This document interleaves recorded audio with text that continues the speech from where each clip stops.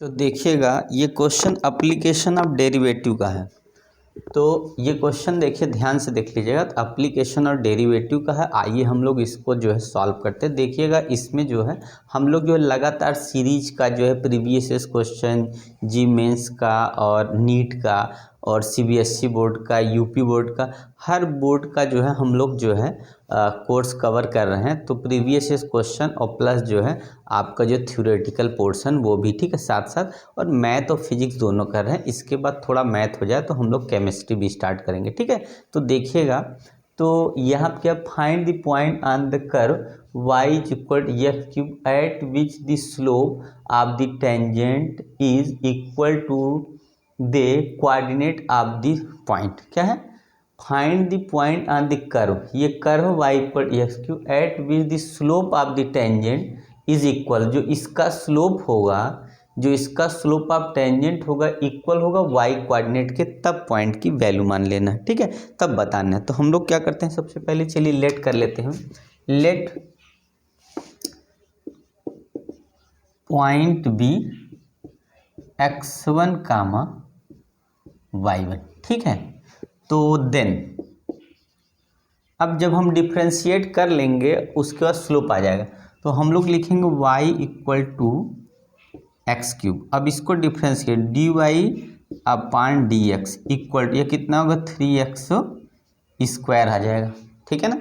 अब क्या करेंगे यहाँ पे हम लोग कि यहाँ पे क्या कर देते हैं x1, यानी इसके नीचे वाले में रख दीजिए। चलिए, तो यहाँ पे हो जाएगा हमारा dy1 अपान डी वाई, यहाँ पैसे यहाँ पे हम लोग लिखते हैं और यहाँ लिख देते हैं कितना x1 y1, ये वैल्यू हम लोग यहाँ रखेंगे तो आ जाए आपका 3x1 स्क्वायर आ जाएगा, यही ना।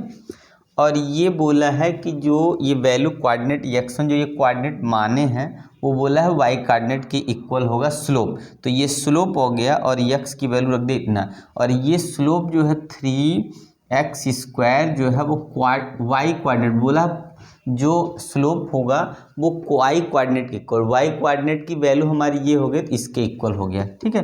तो हम लोग का होगा y1 स्क्वायर इक्वल टू 3, यहाँ पे x1 स्क्वायर हो गया, ठीक है। अब ये हम लोग का इक्वेशन हम चलिए मान लेते हैं फर्स्ट, और फिर यही वैल्यू हम लोग की x1 y1 अगर इस इक्वेशन में रखेंगे तो y1 इक्वल कितना होगा x क्यूब हो जाएगा। ये आपका सेकंड इक्वेशन आ गया, ठीक है।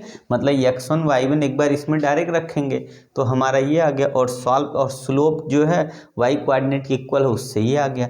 अब हम लोग देख रहे हैं दोनों कंडीशन में जो है, यहाँ पे आपने देखा, अच्छा यहाँ पे स्क्वायर हो गया, यहाँ स्क्वायर नहीं खाली y, ठीक है। अब यहाँ दोनों इक्वेट कर दिए तो x cube equal to 3x x cube 1 square x cube 1 square equal to x1 square हो जाएगा। तो आप इधर लेके आएंगे, इसको इधर लेके चले जाइए तो x1 cube minus 3x1 square equal to 0।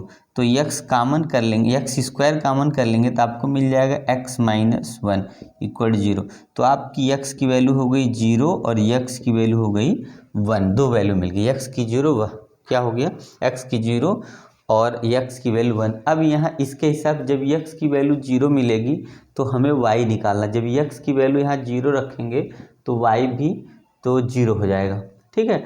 और x की वैल्यू जब हम लोग 1 रखेंगे x1 की तो y1 की वैल्यू कितनी आ जाएगी। तो देखिए y1 की वैल्यू आपने देखा यहाँ कितना जा रहा, 3 आ जा रहा, नहीं यहाँ कितना होगा 3, तो y1 की वैल्यू कितनी हो गई तो 3 आ गई। तो हमारा 0, तो कोऑर्डिनेट कैसे हो गया, 0 कामा 0 हो गया और दूसरा 1 कामा 3 आ गया, ठीक है।